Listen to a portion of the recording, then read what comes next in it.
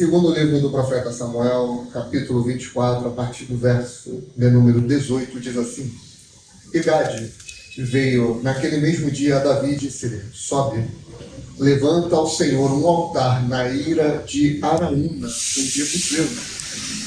Davi subiu, conforme a palavra de Gade, como o Senhor lhe tinha ordenado. E olhou Araúna, e viu que vinham para ele o rei e os seus servos. Saiu, pois, Araúna e inclinou-se diante do rei, com o rosto em terra. E disse Araúna: Por que vem o rei, meu senhor, ao seu servo? E disse Davi: Para comprar de ti esta eira, a fim de edificar nela um altar ao Senhor, para que este castigo cesse de sobre o povo.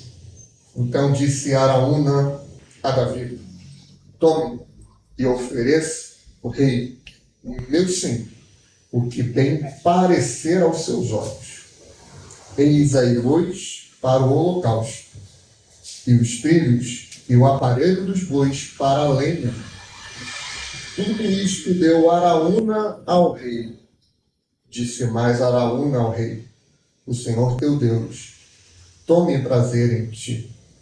Porém o rei disse a Araúna: Não, porém, por certo preço te comprarei, porque não oferecerei ao Senhor meu Deus holocaustos que me não custem nada. Assim Davi comprou a eira e os bois por 50 ciclos de prata, e edificou ali Davi ao Senhor um altar, e ofereceu holocaustos e ofertas pacíficas. Assim o Senhor se aplacou para com a terra e cessou aquele castigo de sobre Israel. Amém? Vamos à igreja. Pode sentar, com a graça de Deus. Davi, o grande rei de Israel, um homem que a Bíblia vai chamar de segundo o coração de Deus. Davi, ele era um homem especial, que traz muitas representações para a minha vida e para a sua vida, muitos ensinamentos. Inclusive, a palavra também testemunha, né? Achei a Davi, o meu servo, com o meu santo óleo ungi. Davi se preocupava com as coisas de Deus, Davi se preocupava com a obra de Deus, mas ele era um homem falho e ele errava. Há quem diga até que talvez em números ele tenha errado até mais do que o próprio rei Saul. Mas a diferença de um para o outro é o reconhecimento do seu erro.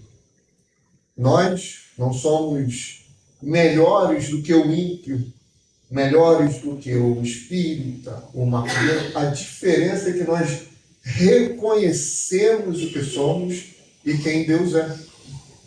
A grande diferença está aí. Foi o que aconteceu com Davi em relação a Saul. Só que, conforme Deus vai, digamos assim, alargando as tendas, Deus vai operando sinais, maravilhas. O ser humano, crente, cristão, servo de Deus, tem uma mania feia. Ele começa a achar que tudo está acontecendo no automático. E que tudo que ele faz pode ser feito sem consequências. Quando a gente se converte, irmão, a gente às vezes até se excede espiritualmente, né? Olha, Senhor, eu devo botar um currículo ali. Olha, Senhor, eu devo visitar o meu parente que está em outro bairro, em outra cidade. Senhor, o que eu faço? A gente sempre quer a direção de Deus, porque a gente não quer pecar. A gente não quer falhar. A gente quer sempre estar debaixo de obediência, não é? Mas a gente vai crescendo na graça e no conhecimento.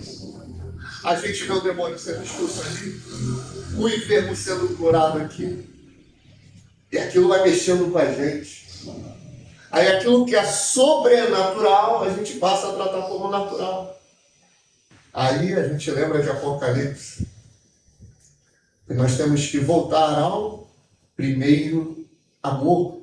Que é quando a gente se converte a toda aquela novidade, a gente se empolga, mas a gente comete o erro de se acostumar com o sagrado. A gente comete o erro de se acostumar em ter a vida com Deus. Davi foi cometendo esse erro.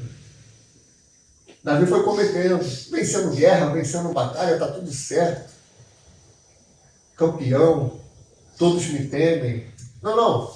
Vai lá para a guerra, 2 Samuel 11, né? E a Bíblia vai dizer, no tempo que os reis saíam para a guerra, Davi ficou em casa. Porque ele foi se acostumando em vencer, O que acontece? Está no terraço, olhou para o lado, Batseba, aí a história, todo mundo sabe. E aqui acontece algo semelhante. Davi está num contexto que, o primeiro versículo de 2 Samuel 24 vai dizer que o Senhor se levantou contra Davi e o incitou a contar o censo. Em Crônicas, vai falar que foi o próprio Satanás que o incitou.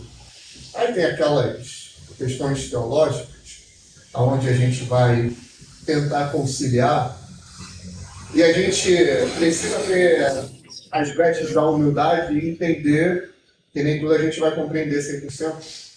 Mas o que é mais disseminado no meio teológico reformado é que isso quer dizer que o próprio Deus, controlando tudo, autorizou, permitiu que o diabo incitasse Davi. Você lembra lá de Jó? Satanás vai até o Senhor para pedir permissão para ir tocando em cada etapa na vida de Jó. Nas palavras de Martinho Lutero, até o diabo é o diabo de Deus. O diabo ele não age sem supervisão. O diabo ele não surpreende Deus. O diabo ele não pega Deus de surpresa, irmãos. Que a gente tem aquela mania, né? Acha que de um lado está Deus lutando contra o diabo. Não é assim. De um lado está a igreja e do outro o diabo lutando. Deus é soberano sobre tudo. Amém? Ele dá no controle de absolutamente tudo. Essa é uma das interpretações. Só que o texto ele não está preocupado em nos ensinar isso. O texto ele está preocupado em nos ensinar outras lições. Joabe, o general do exército de Davi, se levanta. Isso tudo que eu estou contando está no início do capítulo 24. Ele se levanta e fala: rei, você quer contar o censo? Para que você quer fazer isso? Multiplique o Senhor 100 vezes mais. Não tem necessidade de fazer isso. Aí o texto vai correndo. Aí o autor vai narrar assim: que Joabe e os seus generais, seus comandantes foram vencidos por Davi. Ou seja, não foi só Joabe que foi alertar Davi, não. Mas lembre, irmão, o homem segundo o coração de Deus era quem? Era Davi. O homem que teve experiências gloriosas com Deus foi Davi. Joabe também teve. Os seus generais talvez tenham tido. Não posso afirmar e nem negar. Só que até eles estavam vendo: olha só, rei, por que fazer isso, rei? Por que ir por esse caminho? Por que fazer dessa forma? Mas Davi foi insistente.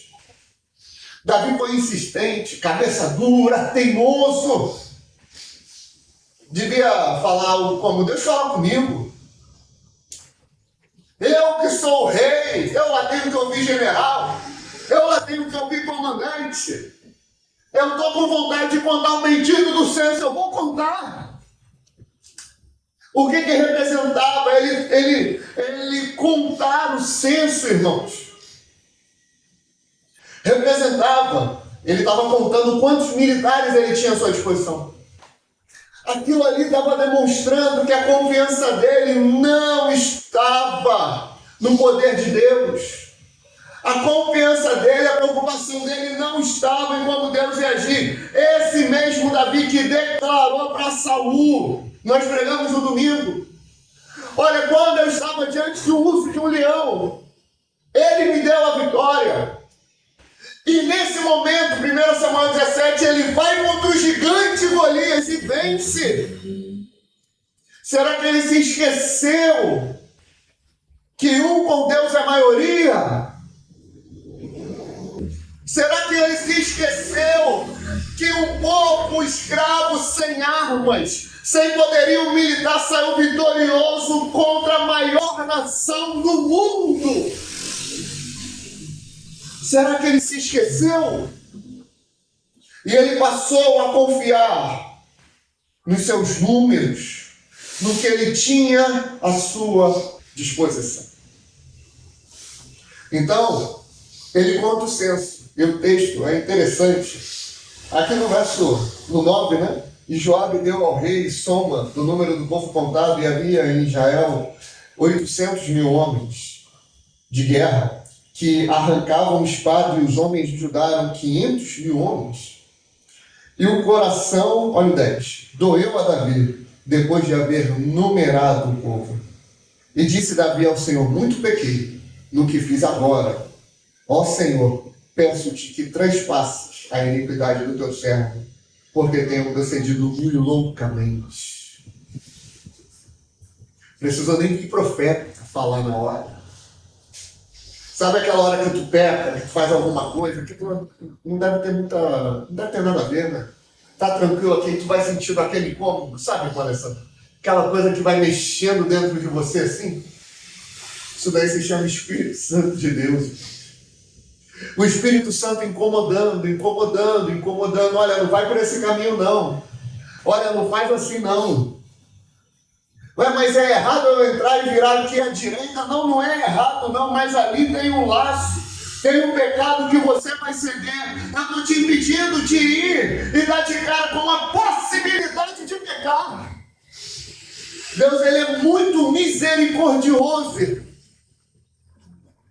Deus é benigno demais. A gente não merece tamanha graça. E olha a declaração desse homem. Se fosse Saul, tá louco, Samuel? Tá louco? Eu trouxe as ovelhas aqui. Eu trouxe o melhor do povo aqui. Não. O Senhor te rejeitou, Saul. Porque não falou uma, não falou duas. Aqui Deus não precisou nem vir falar. O próprio Davi, o coração dele doeu. Ele falou: eu pequei loucamente contra o Senhor. Olha que declaração forte. Olha que declaração verdadeira. Ele se levanta, verso 11. Aí a palavra do Senhor vai até o profeta Gades. E ele vai até Davi no 12 e diz: assim diz o Senhor: 3 coisas te ofereço, escolhe uma delas para que te faça. Veio, pois, Gade a Davi e fez-lhe saber e disse: queres que 7 anos de fome te venham sobre a tua terra? Ou que por 3 meses fujas diante dos teus inimigos e eles te persigam? Ou que por 3 dias haja peste na tua terra? Delibera agora e vê que resposta hei de dar ao que me envia. Então disse Davi a Gade: estou em grande angústia, porém caiamos nas mãos do Senhor, porque muitas são as suas misericórdias, mas não nas mãos dos homens, não caia eu. Então desviou o Senhor a peste a Israel desde pela manhã até o tempo determinado, e desde tanto até Berseba morreram 70.000 homens do povo. E estendendo, pois, o anjo a sua mão sobre Jerusalém para o destruir, o Senhor se arrependeu daquele mal e disse ao anjo que fazia destruição entre o povo: basta agora, retira a tua mão. E o anjo do Senhor estava junto à eira de Araúna, o jebuseu.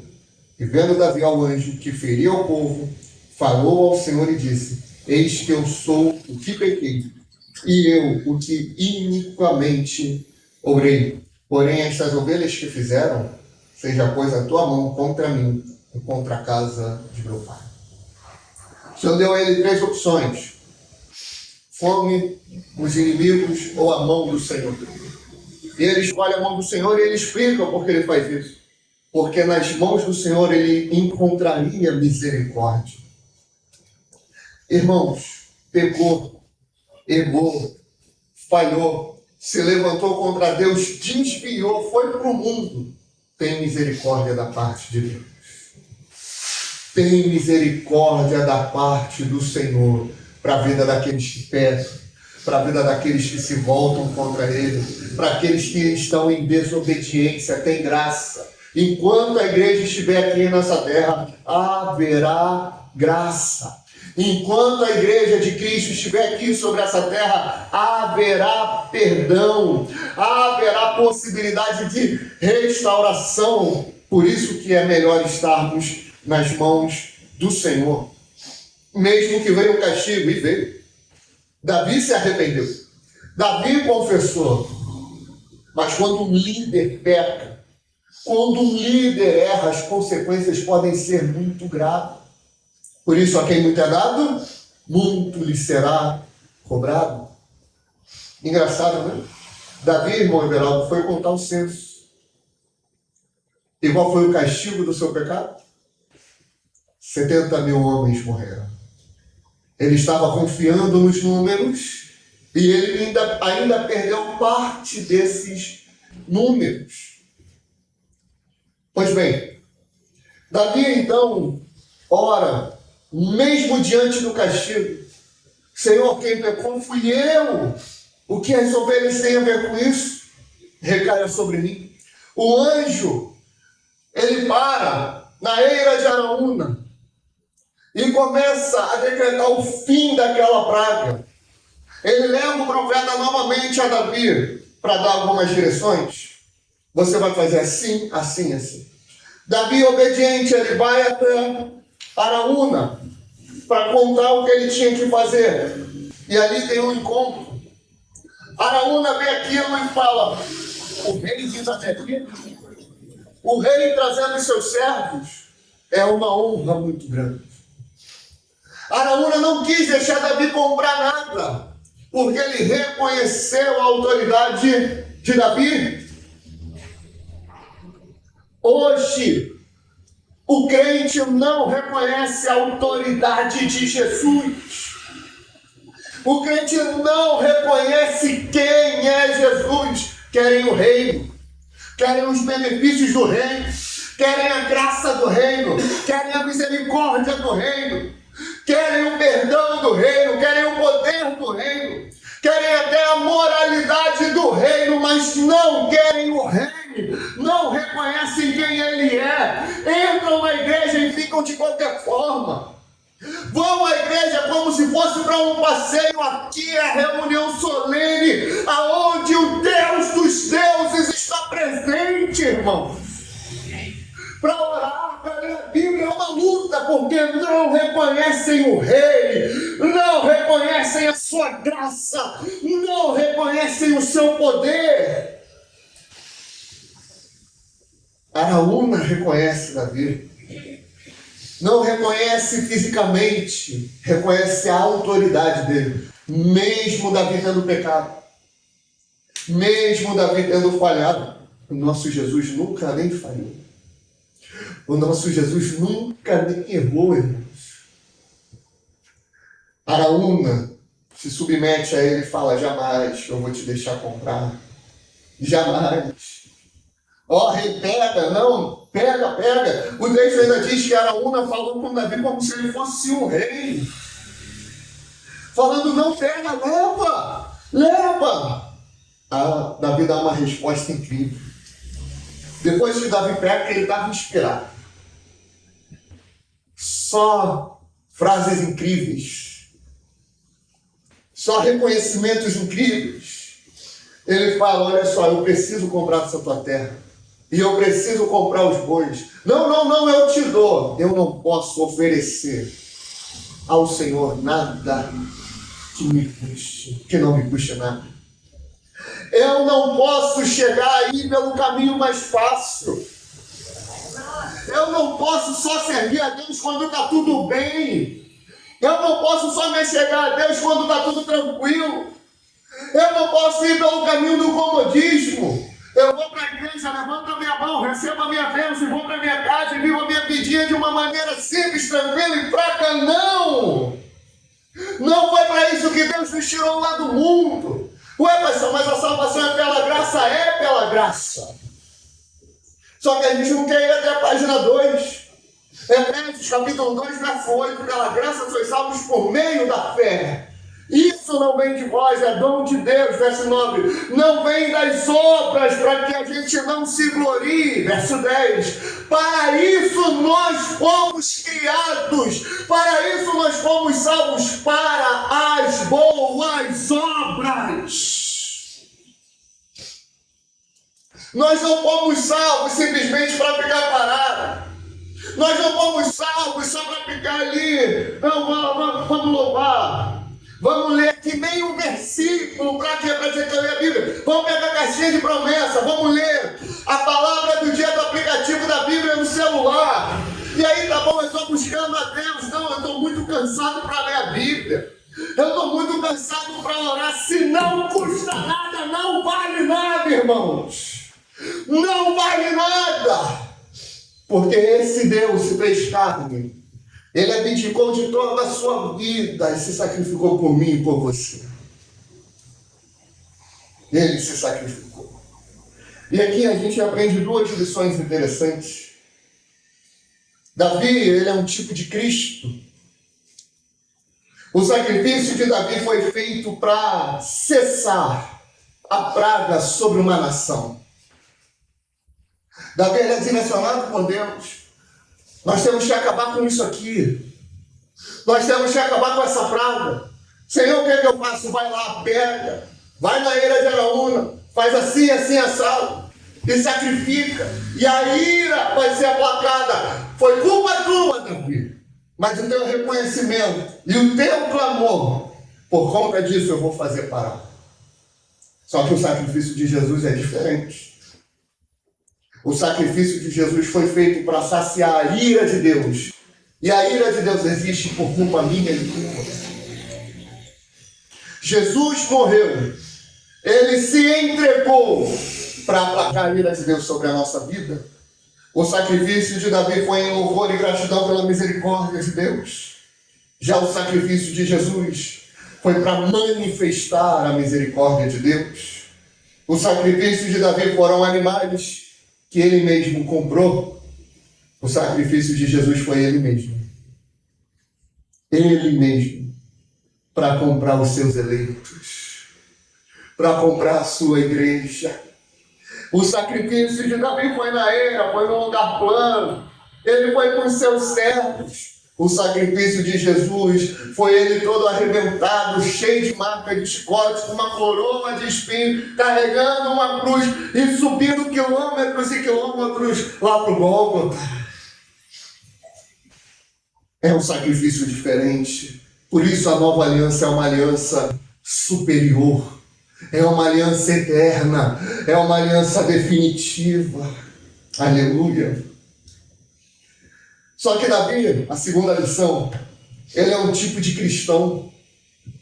A desobediência dele, contando o exército, demonstra o seu orgulho, a confiança nos homens, a confiança no exército, a confiança na sua própria força, a sua soberba. Isso foi um erro crasso, um erro grande. Mas mesmo assim ele lembra da misericórdia de Deus. E vai sacrificar ao Senhor.